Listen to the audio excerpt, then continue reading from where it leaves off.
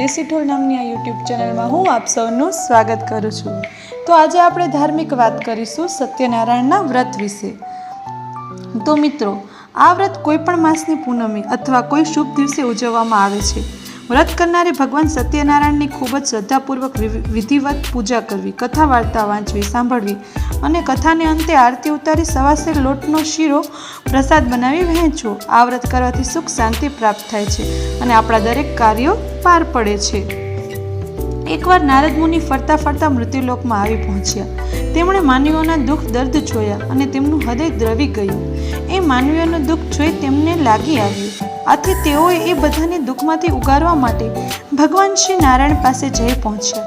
તેમણે ભગવાનને એ લોકોના દુઃખ વિશે વાત કરી અને કહ્યું, પ્રભુ, આ લોકોના દુઃખ નિવારણ માટે તમે કોઈ એવું વ્રત બતાવો જેથી તેઓ દુઃખ મુક્ત બની શકે। નારદજી વાત સાંભળી ભગવાન શ્રી નારાયણ બોલ્યા, હે મુનિરાજ, પૂનમના દિવસે સાંજે અથવા સંક્રાંતિના દિવસે મૃત્યુલોકના માનવીઓ સત્યનારાયણનું વ્રત કરે અને કથા વાર્તા સાંભળી પ્રસાદ વહેંચે તો તેઓ સઘળી ચિંતામાંથી મુક્ત થશે। ત્યાર પછી નારદજીએ તેમની પાસેથી વ્રતની વિધિ જાણી લીધી અને મૃત્યુલોકમાં જઈને બધાને સત્યનારાયણનું વ્રત કરવા જણાવ્યું।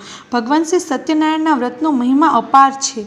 જે ભાવિક ભક્તજન સત્યનારાયણની કથા શ્રદ્ધાપૂર્વક વાંચશે, સાંભળશે, તેને ધન, ધાન્ય અને પુત્ર પ્રાપ્તિ થાય છે અને તેઓના સઘળા કાર્યો પાર પડે છે।